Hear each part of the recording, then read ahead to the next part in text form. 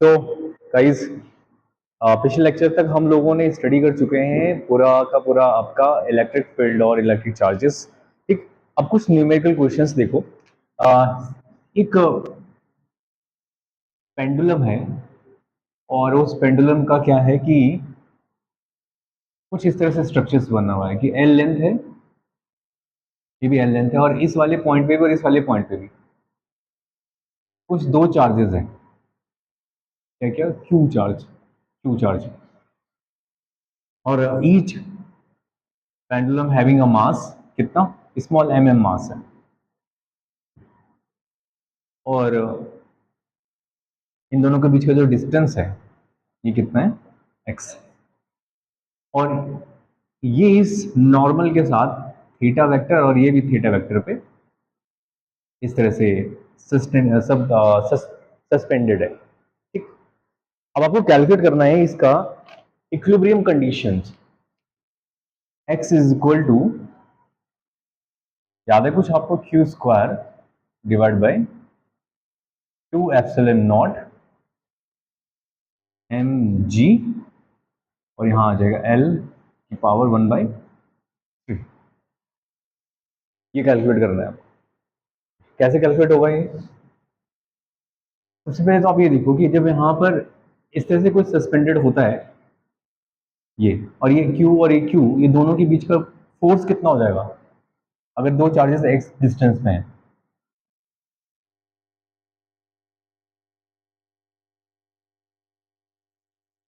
बताइए। Force, Coulomb force है 1/4 pi epsilon naught Q square upon R square. R square क्या बन जाएगा? X square. ठीक है।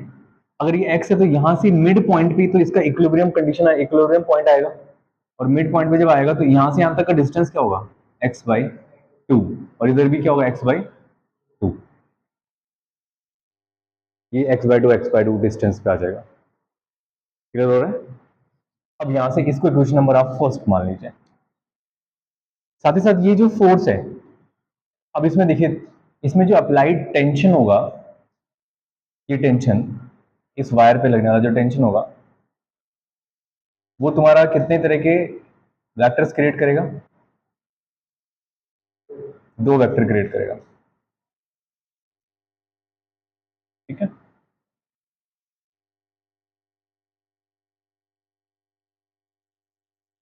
और साथ साथ डाउनवर्ड इसमें एक फोर्स लगेगा, कौन सा? mg। और mg डाउनवर्ड लगेगा तो यहाँ पे कौन सा एंगल बनेगा? थीटा। और इधर भी कौन सा एंगल बनेगा? यहाँ पे mg का कौन सा कंपोनेंट होगा? mg। और इधर कौन सा होगा? mg sine theta. यहाँ पर ये वाले का mg cos थीटा और mg साइन थीटा दो कंपोनेंट बन जाएंगे। mg cos थीटा जो है वो ठीक किसके अपोजिट है? ये टी के, टेंशन के। टेंशन जो इसके यहां से लगेगा। अब इसमें एक चीज बताओ मुझे, टेन थीटा इक्वल टू क्या होगा? Perpendicular upon base. और परपेंडिकुलर अपॉन बेस, तो परपेंडिकुलर कितना है इसका? x/2। ये वाला x/2 डिस्टेंस। और बेस कितना है?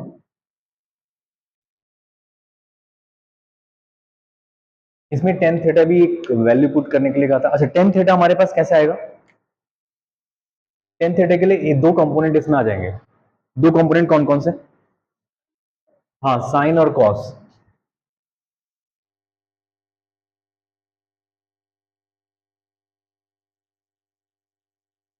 ये जो इधर लगेगा टेंशन, ये इस टेंशन के भी दो कंपोनेंट होंगे। एक होगा इधर की तरफ, ये कौन सा होगा? T cos theta. और ये कौन सा होगा? T sine theta. T sine theta किसके इक्विवेलेंट होगा? M G sine theta.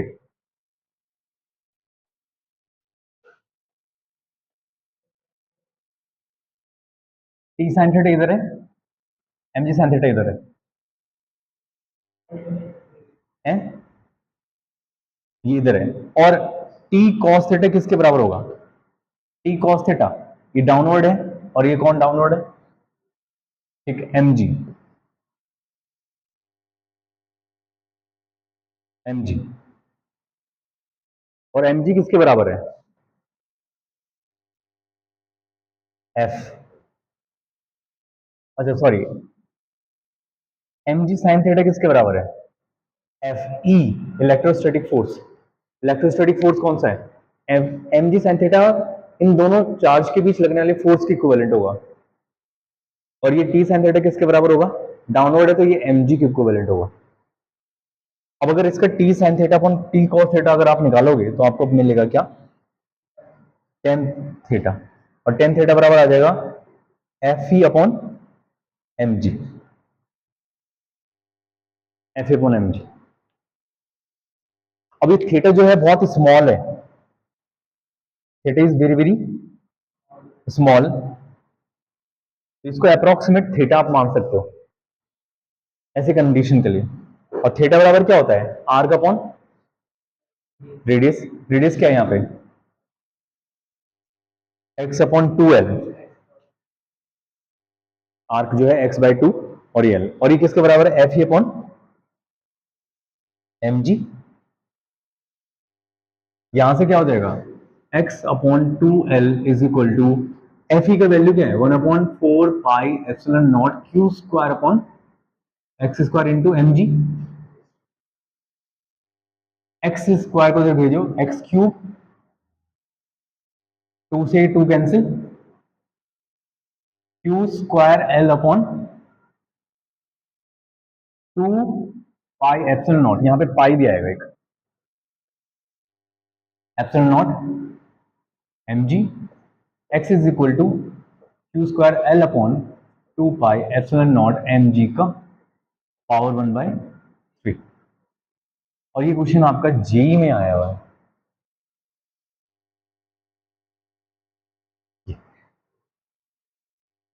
अब मैंने देखा आपने टी साइन थीटा और टी कॉस थीटा कैसे कैलकुलेट करा वहां टेंशन के साथ।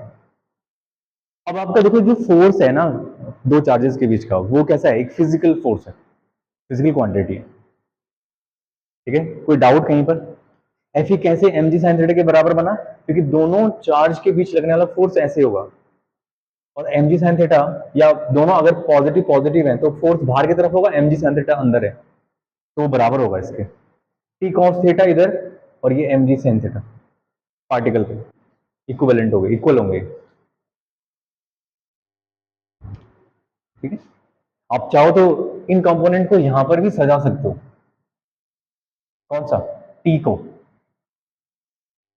देखो कैसे, यहाँ रेड से टी साइन थीटा का टी जो नीचे होगा वो उतना ही ऊपर होगा, है ना? यहां पर आपको दो कंपोनेंट बन जाएंगे और इधर भी बन जाएगा। यहाँ ये थीटा है तो ये भी क्या होगा? थीटा, सॉरी, ये ये थीटा तो ये भी थीटा होगा। तो ये ऊपर वाला कौन होगा? T cos theta. और इधर वाला कौन सा होगा?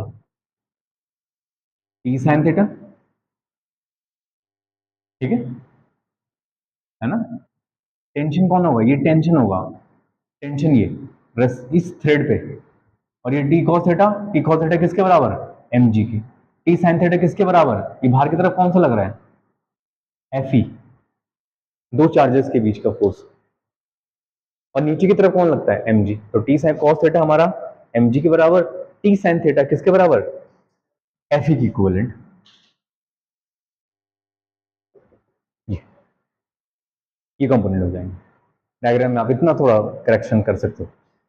फिर से बनाना है डायग्राम। डायग्राम देखो कैसे है। नॉर्मल इधर और इधर एल एल, और यहां पर भी एक पेंडुलम लटका है, एक ये डबल पेंडुलम वाला क्वेश्चन है। ये यहीं घूम नहीं रहा है, ये एल लेंथ का, ये एल लेंथ का है। इस पे कितना चार्ज है? क्यू। इसका मास कितना है? एम। इसका चार्ज कितना है? क्यू। इसका मास कितना है? एम। अब जब इस पे इधर की तरफ लगेगा ये टेंशन, खिंचाव तनाव, तो वो क्या करेगा? वो यहाँ पे दो कंपोनेंट क्रिएट करेगा। और ये कितना है थीटा, तो यहां देखो जेड बन रहा है ऐसे, तो इधर भी क्या होगा थीटा।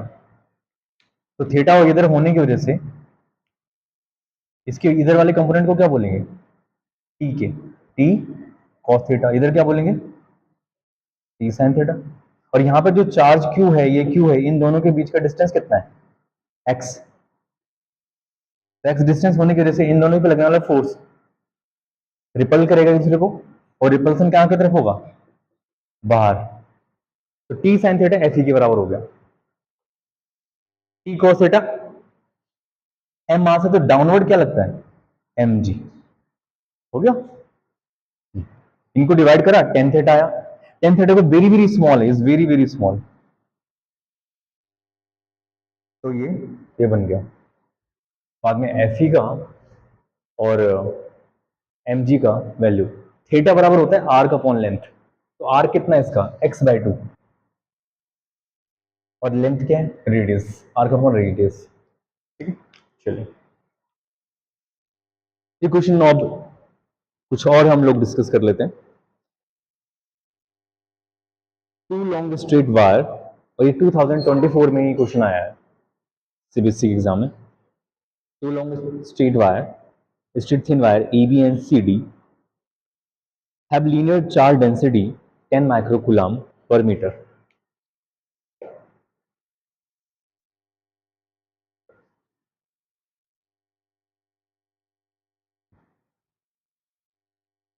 एक वायर है वायर नंबर 1, एक वायर नंबर 2, और AB और CD इनके नाम है।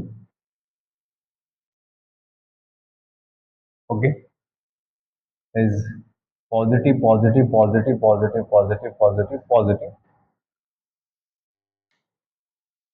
और इसे नेगेटिव नेगेटिव।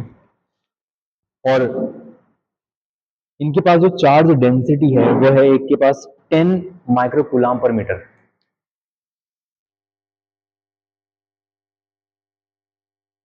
ठीक है, 10 माइक्रोकूलम, ठीक है, माइक्रोकूलम पर मीटर। सी बड़ा क्यों बनाए, क्योंकि सेंटीमीटर नहीं है कूलम है, या आप माइक्रोकूलम पर मीटर भी लिख सकते हैं। और दूसरे के पास डेंसिटी 20 माइक्रोकूलम पर मीटर, और ये नेगेटिव। ये क्या है, चार्ज डेंसिटीज है।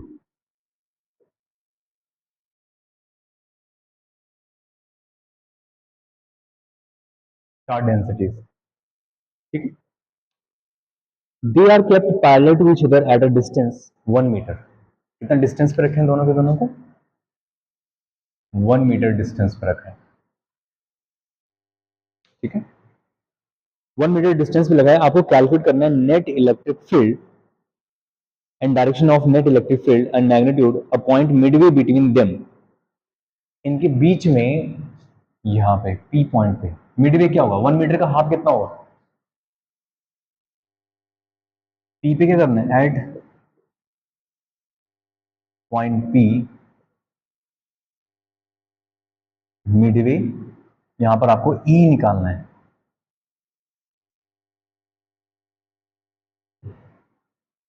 फॉर्मूला आप मुझे बता दो पहले, फॉर्मूला कौन सा लगाएंगे आप लोग, फॉर्मूला। हाँ, इलेक्ट्रिक फील्ड निकालना पॉइंट पी पे, और चार्ज डेंसिटीज गिवन है। कूलम पर मीटर किसका चार्ज डेंसिटी होता है, लीनियर चार्ज डेंसिटी। तो लीनियर चार्ज डेंसिटी का एक सिंगल वायर के लिए निकाला है आपने electric field, application of Gauss law, first application. तो नेट हो जाएगा E net solution, E net equal to E1 plus E2, क्योंकि सम हो जाएगा electric field. E1 plus E2 को हम क्या लिख सकते हैं, lambda 1 upon 2 pi epsilon naught into R1, R1 distance, लेकिन R दोनों के लिए सिमिलर है, आर सेम रह जाएगा, plus lambda 2 upon 2 pi epsilon naught into R, 1 upon 2 pi epsilon naught common, lambda 1 plus lambda 2। ये फॉर्मूला याद है, अभी निकाला था हमने, इनफाइनाइट लॉन्ग स्ट्रेट वायर। हाँ 2 के लैम्डा बार लिख सकते हो आप इसको, और 2 के लिखोगे तो फिर 2 और 1 अपॉन 4 पाई एप्सिलॉन नॉट कॉमन हो जाएगा, 2 अपॉन 4 पाई एप्सिलॉन नॉट कॉमन, और लैम्डा 1 प्लस लैम्डा 2।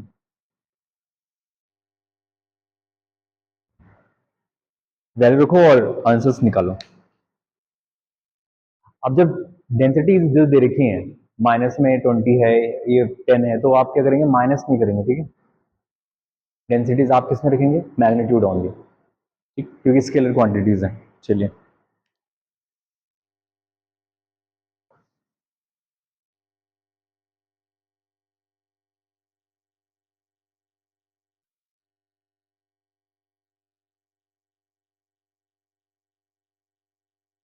सिंपल है, जितना फास्ट करेंगे उतना आंसर आ जाएगा जल्दी। 2 इंटू 9 इंटू 10 की पावर 9, 10 प्लस 20 माइक्रो कूलाम, क्या बाहर आ जाएगा कॉमन, 10 की पावर माइनस 6। क्लियर, समझ में आया? माइक्रो को मैं किस में चेंज कर दिया, 10 की पावर माइनस 6 में। सॉल्व कर दो, आंसर आ जाएगा।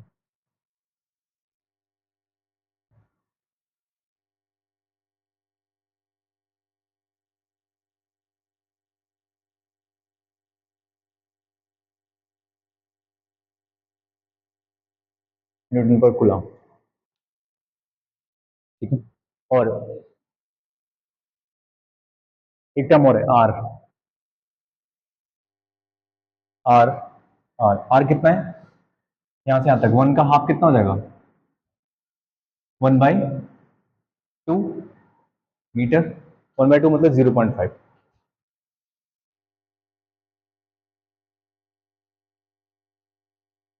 1/2, तो 2 का मल्टीप्लाई कर दो इसको, या 0.5 पॉइंट हटेगा, 10, 5 2 या 10, 2 2 या 4, तो यहाँ हो जाएगा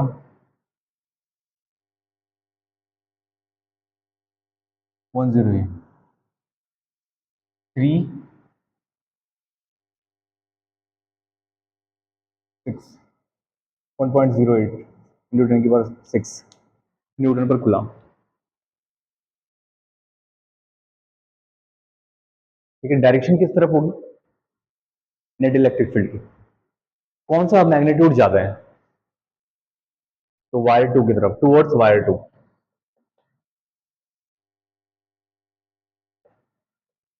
क्यों वायर 2 की तरफ, क्योंकि वायर 2 के पास -20 है और इसके पास 10 है, तो इलेक्ट्रिक फील्ड इसका यहां से ज्यादा होगा। इलेक्ट्रिक फील्ड कैसा है, मतलब मैग्नीट्यूड पे डिपेंड करता है ना, स्ट्रेंथ। मैंने कहा था जहां पर नंबर ऑफ फील्ड लाइंस ज्यादा है, तो वहां पे मतलब अमाउंट ऑफ चार्ज ज्यादा है, चार्ज जितना ज्यादा इलेक्ट्रिक फील्ड उतना ज्यादा, उतनी ज्यादा वहां पे डेंस लाइनें बनेंगी। हो रहे हो रहे तुम्हारा बाबू, अच्छा।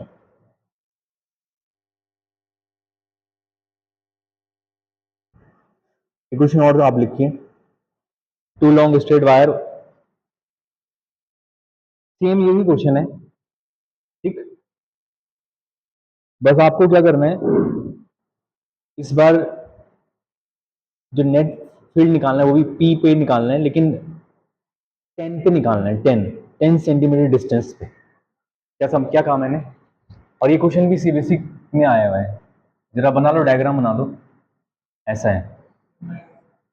हाँ सब कुछ सेम है।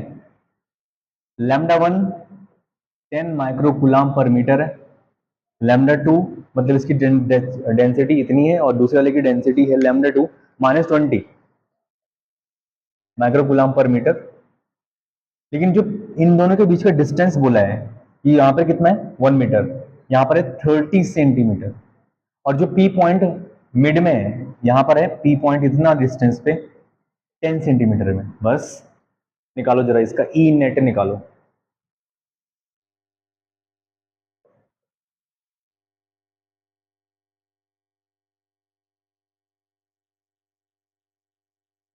चलिए लगाओ फटाफट।